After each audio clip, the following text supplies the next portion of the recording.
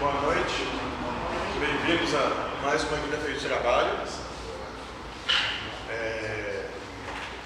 Hoje vamos continuar, estamos quase no final da parte do livro Boa Nova, escrito por Humberto de Campos.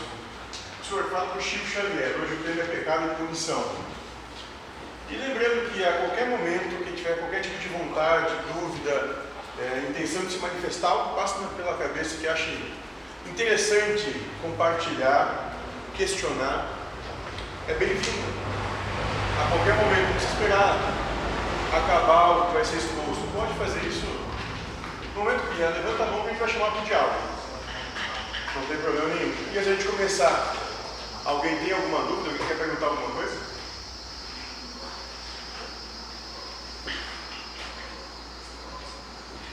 Perfeito, então vamos começar. Pecado e punição. Jesus havia terminado uma de suas pregações na praça pública quando percebeu que a multidão se movimentava em alvoroço.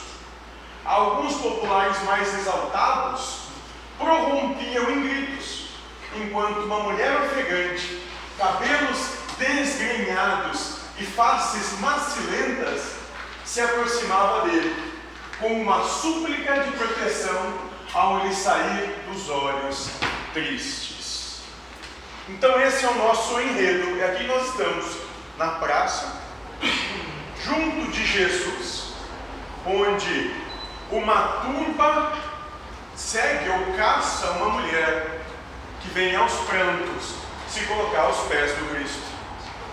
É nesse momento que nos encontramos, é nesse instante da história que nos colocamos. E os muitos judeus ali aglomerados excitavam o ânimo geral, reclamando o apedrejamento da pecadora na conformidade das antigas tradições. Solicitado então a se constituir juiz dos costumes do povo, o mestre exclamou com serenidade e desassombro, causando estupefação aos que ouviram. Então, naquele momento, no meio daquele conluio, judeus, defensores da prática cultural vigente, do caminho que sempre fora seguido até então, gritavam em alvoroço, pedindo pelo apedrejamento daquela que chegou ali aos prantos e correndo até os pés do Cristo. Diante daquela percepção da turba ensandecida, o Cristo diz o seguinte: aquele que estiver sem pecado, atire a primeira pedra. Por toda a assembleia se fez sentir uma surpresa inquietante. As acusações morreram nos lábios mais exaltados. A multidão em si mesmava-se para compreender a sua própria situação. Enquanto isso, o mestre pôs-se a escrever no solo despreocupadamente. Aos poucos, o local ficará quase deserto. Apenas Jesus e alguns discípulos lá se conservavam, tendo ao lado a mulher a ocultar as faces com as mãos. Todos devem lembrar dessa passagem do Evangelho. Da mulher adúltera.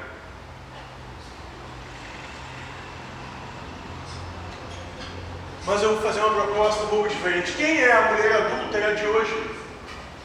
Quem são aqueles que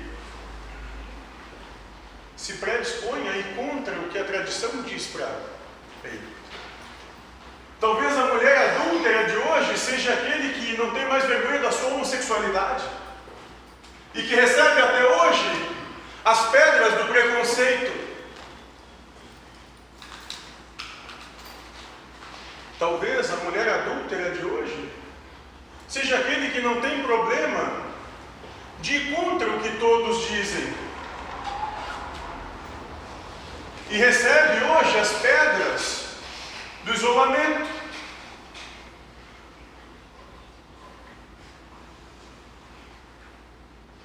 Talvez a mulher adúltera de hoje seja aquele que por ignorância no sentido de não ter conhecimento, fala algo que aos olhos daqueles que têm qualquer tipo de conhecimento pareça ser infantil e recebe as pedras do bullying. Essa é a mulher adúltera de hoje. Como uma pessoa me disse há pouco tempo atrás, daquele tempo para hoje os pregos evoluíram. Os pregos.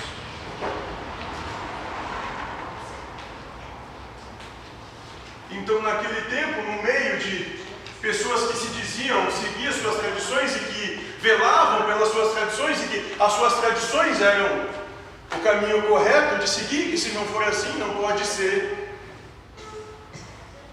Alguém que estava disposta a lutar pela sua liberdade chega aos pés do Cristo.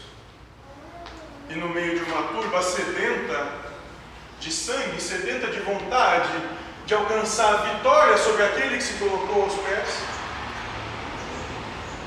vociferava: bom mestre, tu que vem de Deus, a lei diz que a mulher que é adúltera tem que ser apedrejada. O que diz tu? Vem bem que o Cristo nesse momento, demasiado perspicaz, ele não diz para ir contra a lei, mas ele diz: quem tiver conduta moral afiada e possível, que nunca tenha cometido qualquer erro, esse tem perseverança em atirar a primeira pedra.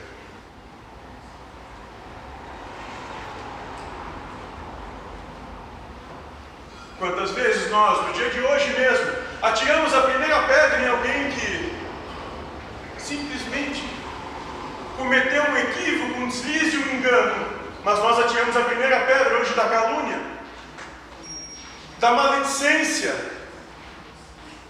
da má vontade. Alguém que só porque tem por hábito conduzir de determinada maneira diferente daquela que nós preconceituamos como sendo a certa, recebeu as nossas pedras do julgamento.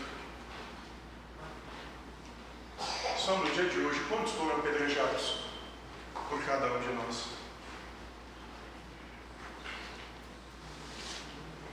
E em dado instante, o mestre divino ergueu a fronte e perguntou ao infeliz: mulher, onde estão os teus juízes?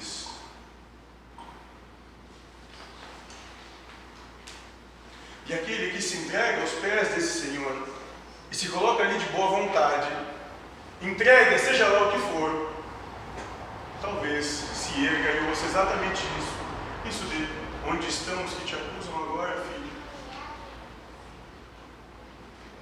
E observando que a pecadora lhe respondia apenas com o olhar reconhecido, onde as lágrimas aljofravam num misto de agradecimento e alegria, Jesus continuou: ninguém te condenou, também eu não te condeno. Vai e não peques mais.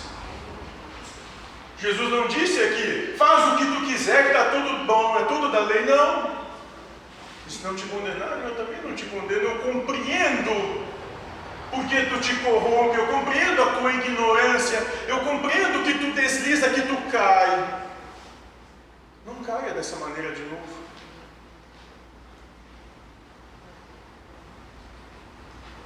Siga em frente. Eles não te atacam, eu também não. Mas te reforma. E nisso não de novo. Vá e não peques mais. E a infeliz criatura retirou-se, experimentando uma sensação nova no espírito.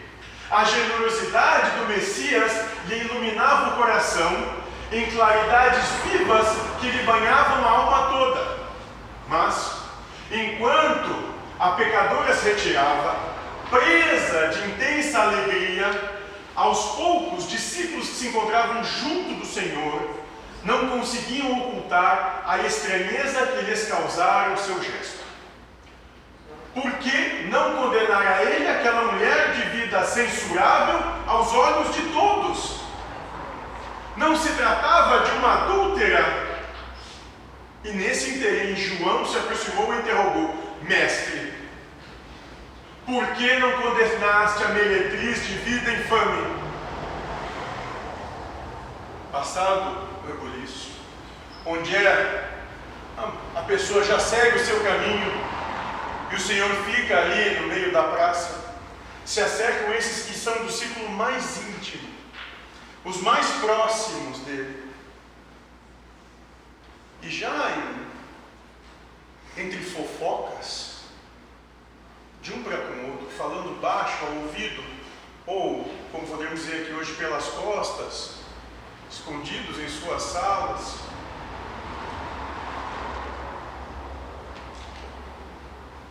começam a inquirir. Até que um tem um pouco mais de coragem, porque é menos indigno, e diz claramente: por que tu fez isso? Se isso é contra toda a nossa cultura, aquilo que nos foi ensinado desde o começo, é contra a lei vigente na nossa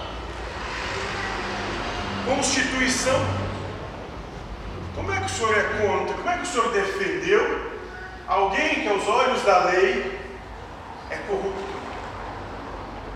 Como é que defendeu hoje um deputado, um senador, um vereador, um prefeito? Porque é a mesma coisa.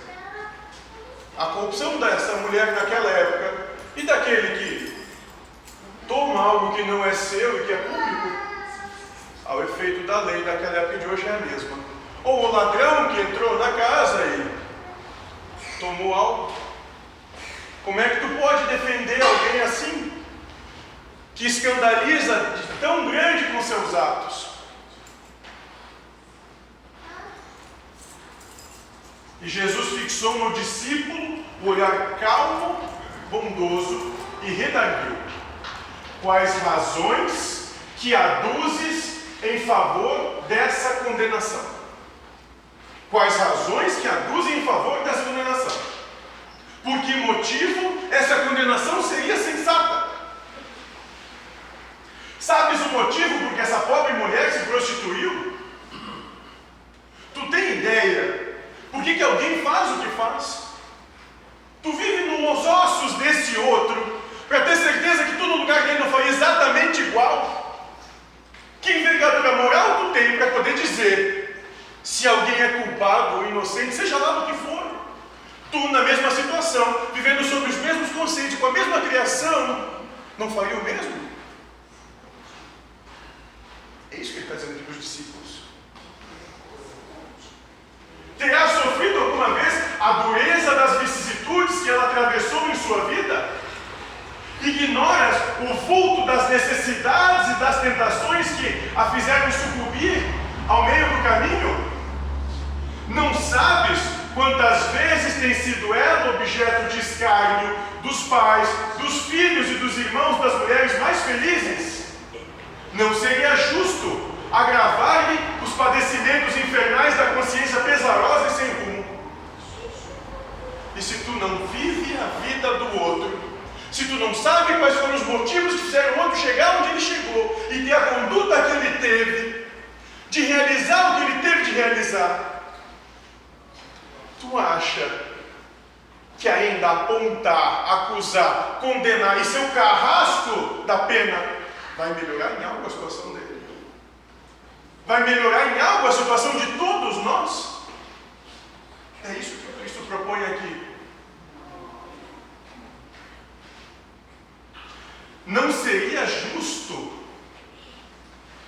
tendo ser vivido tudo o que viveu, não seria justo tornar ainda maior a dor infernal da consciência pesarosa sem rumo daquela criatura?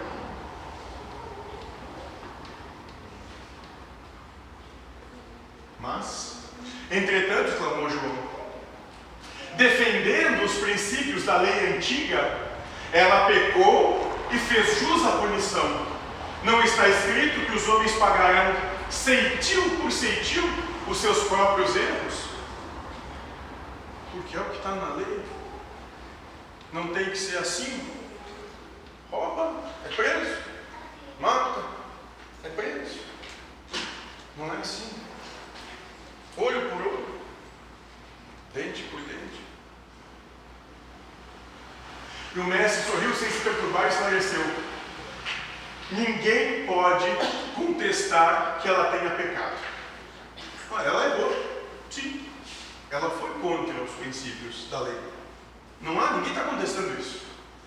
Quem estará irrepreensível na face da terra? Mas assim como ela pecou, quem pode dizer que nunca cometeu algo semelhante? Quem nunca comungou da mesma situação, na sua forma e no seu gênero? Há sacerdotes da lei, magistrados e filósofos que prostituíram suas almas por mais baixo preço, contudo, ainda não lhes viu os acusadores.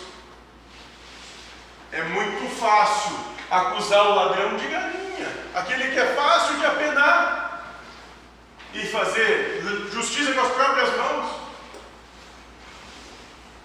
Mas a lei que é para um tem que ser para todos.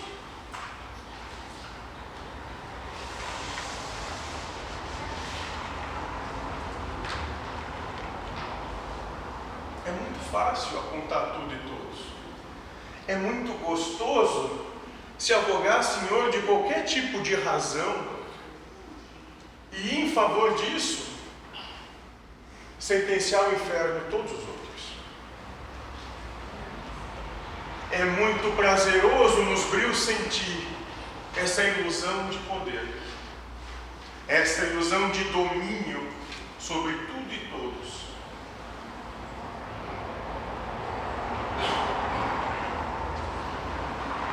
A hipocrisia costuma campear impune enquanto se atiram pedras ao sofrimento. João, o mundo está cheio de túmulos caiados. Sabe o que é túmulos caiados? Belos túmulos, lindos, monumentos fúnebres. O mundo está cheio de túmulos caiados, João. Deus, porém, é o Pai de bondade infinita que aguarda os filhos pródigos em sua casa. Poder-se-ia desejar para pecador humilde tormento maior do que aquela que ela própria se condenou por tempo indeterminado? Será que ela precisa ainda ser apedrejada se a vivência dela já não é humilhação o bastante? Será que o que tem que passar aquela criatura já não basta o seu mal de cada dia? Quantas vezes lhe tem faltado pão à boca faminta ou a manifestação de um carinho sincero à alma angustiada? Quantas vezes aquele que se coloca nessa situação faz porque não tem condição de prover o mínimo e mais, e nisso ainda busca qualquer carinho verdadeiro, sincero, e não encontra, porque só encontra bajulação erótica. Raras dores no mundo serão idênticas às agonias de suas noites silenciosas e tristes. Esse, o doloroso inferno, sua aflitiva condenação. Então ninguém precisa ser condenado por quem quer que seja. Nós já temos a nós mesmos por fazer isso. Nós já temos a nossa própria alma, nossa própria consciência para nos apontar e acusar o bastante.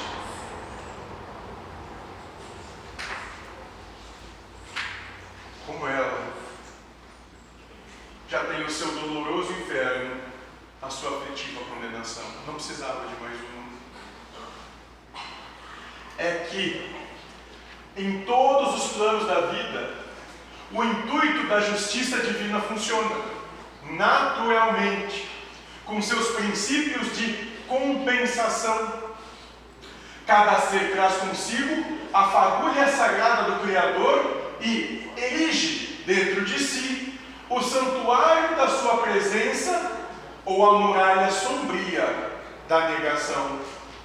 Então, aqui o Cristo já começa a explicar o porquê que ele tomou esse caminho, o porquê que conduziu dessa forma.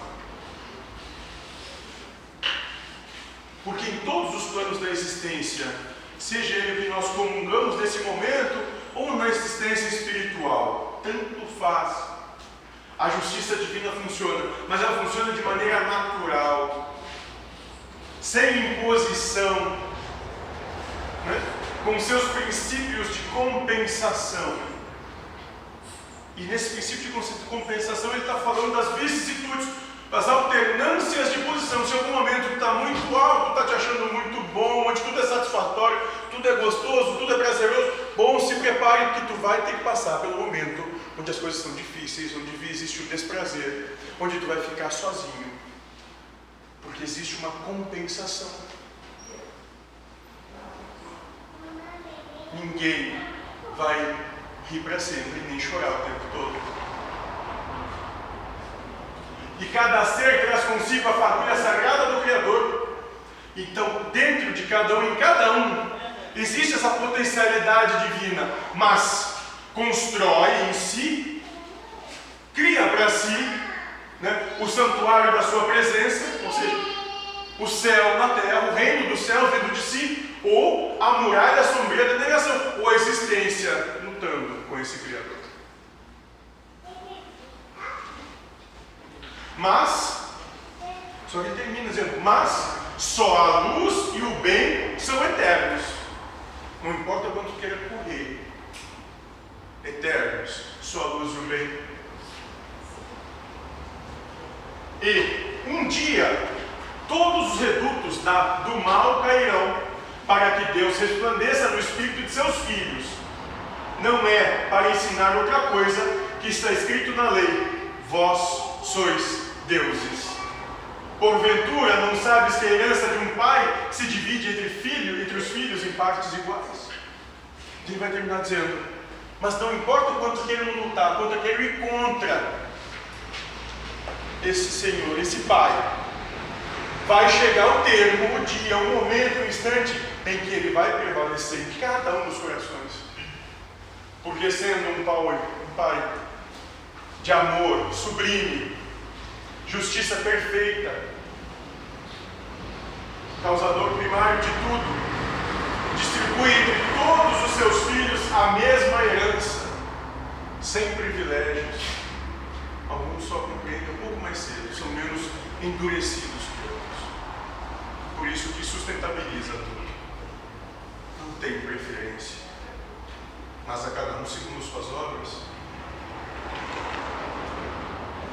As criaturas transviadas são as que não souberam entrar na posse de seu quinhão divino, permutando pela satisfação de seus caprichos nos desregramentos ou no abuso, na egolatria ou no crime, pagando alto preço pelas suas decisões voluntárias. Olha só, mas aqueles que buscam sair dessa linha, margear esse caminho e se desviar dele, bom, esses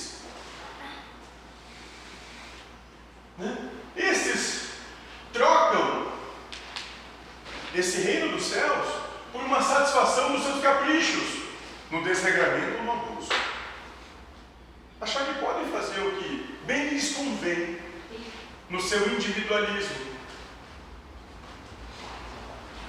na egolatria ou no crime, na egolatria se achando senhor das coisas, ou vivenciando de modo a infringir as leis, pagando alto preço pelas suas decisões voluntárias. Mas isso tudo, essa vivência transviada dessa linha muito reta, tem consequências. E as consequências são um alto preço.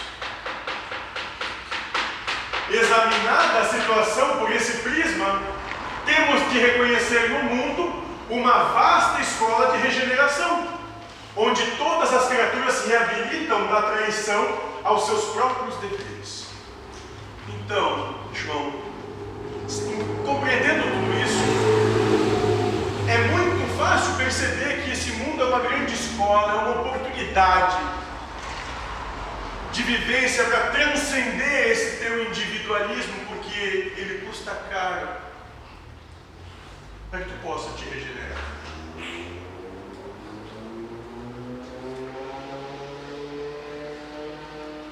A terra, portanto, pode ser tida como um grande hospital, onde o pecado é a doença de todos.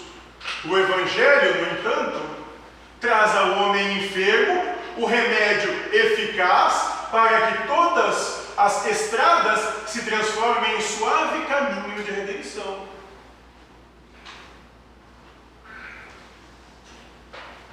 Se a terra é um grande hospital e nós estamos todos doentes de uma forma ou de outra, o Evangelho é esse fardo leve, jugo suave, uma proposta simples, muito simples, de ser humilde e amar. Onde não precisa nem pensar muito, porque quanto mais pensar, mais pede. Ser humilde, pequeno, não querer estar na frente de tudo, de todos, ou muitas vezes pelo contrário, dar a frente para todo mundo. E ama, respeita o direito de cada um, ser, estar e fazer o que bem entender, acima até da tua liberdade de ser, estar e fazer. Ama e seja humilde. E é por isso que não condeno a pecadora para afastar o pecado. E, em todas as situações, prefiro acreditar sempre no bem. Por isso que eu não vejo por que apontar quem está na minha frente.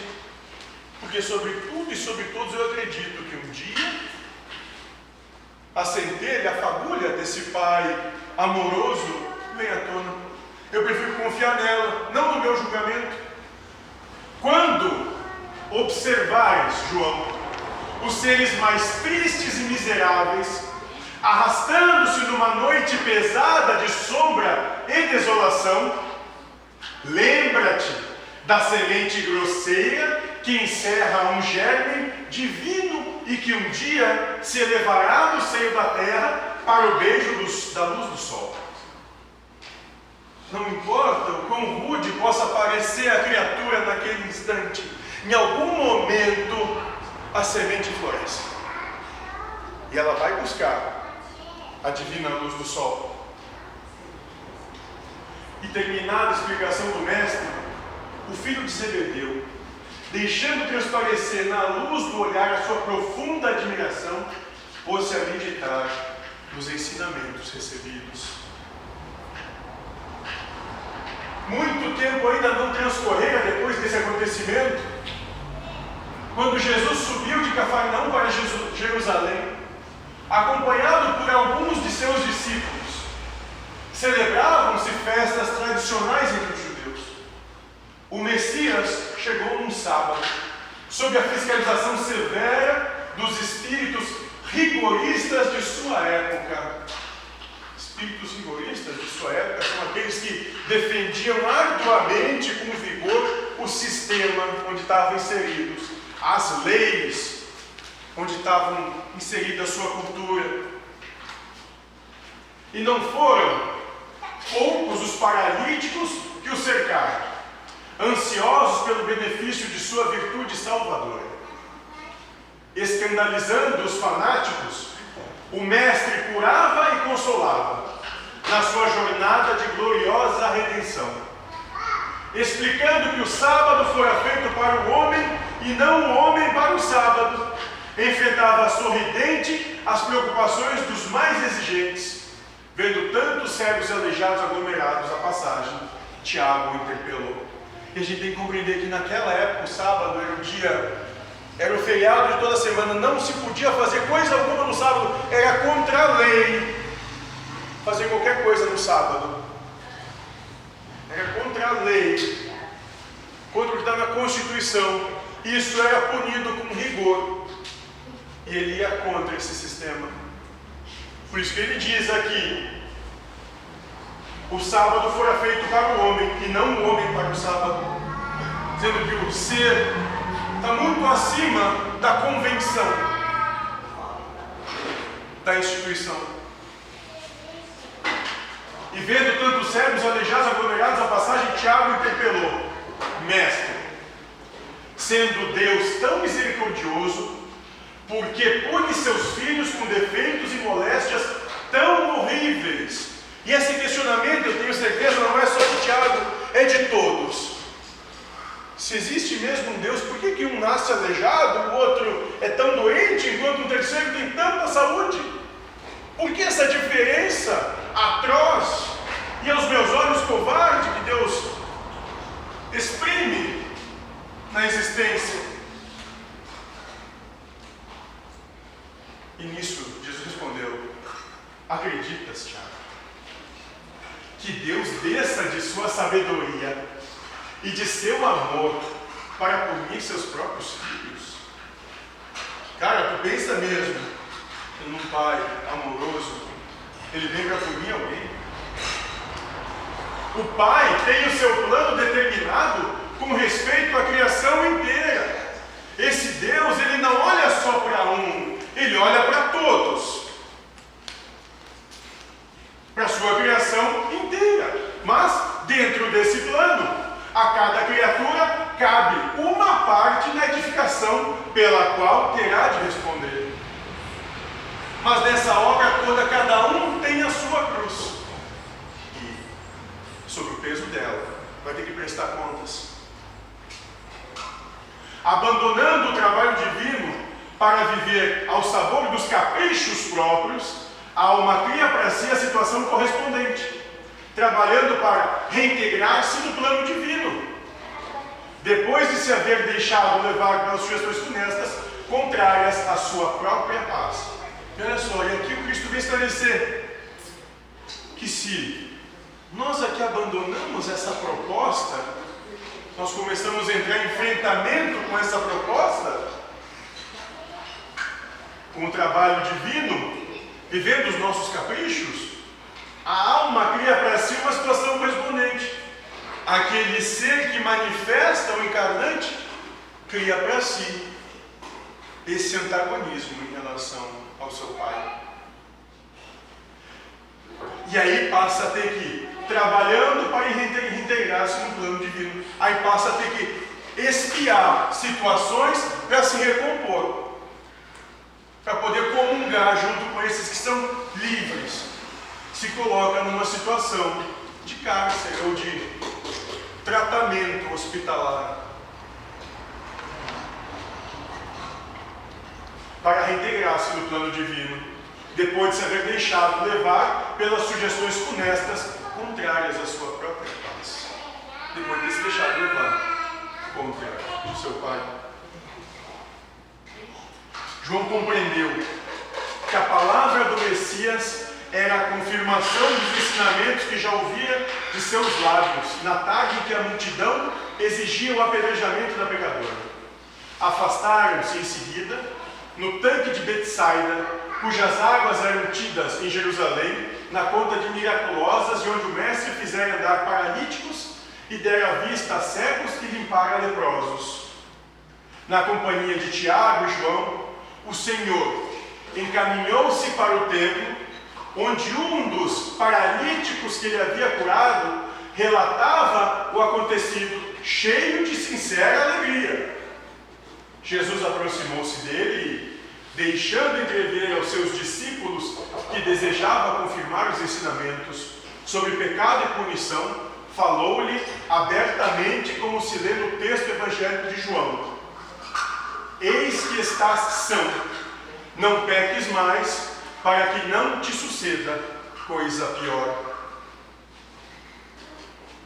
A proposta da Boa Nova é um olhar de lucidez a toda manifestação de amor de Deus na existência consciencial de todos. Uma luz indulgente, sem condenar, sem acusar erro.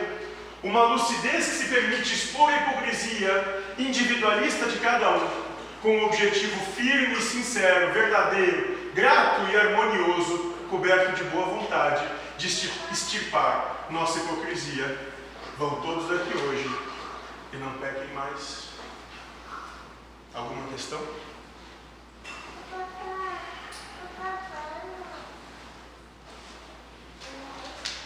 Então é isso. Se quiserem tirar qualquer coisa daqui hoje, tirem isso. É normal, é esperado, plausível que todos nós vamos cair, que nós vamos escorregar e muitas vezes nos entregar. Mas é indispensável que tenhamos a boa vontade de se erguer e continuar. E que não cabe a quem quer que seja apontar, qualquer um. Porque todos têm a oportunidade de se levantar de novo. E se caírem, vão cair quantas vezes necessário for, para que um dia possa se levantar sem cair de novo naquilo. Vamos trabalhar.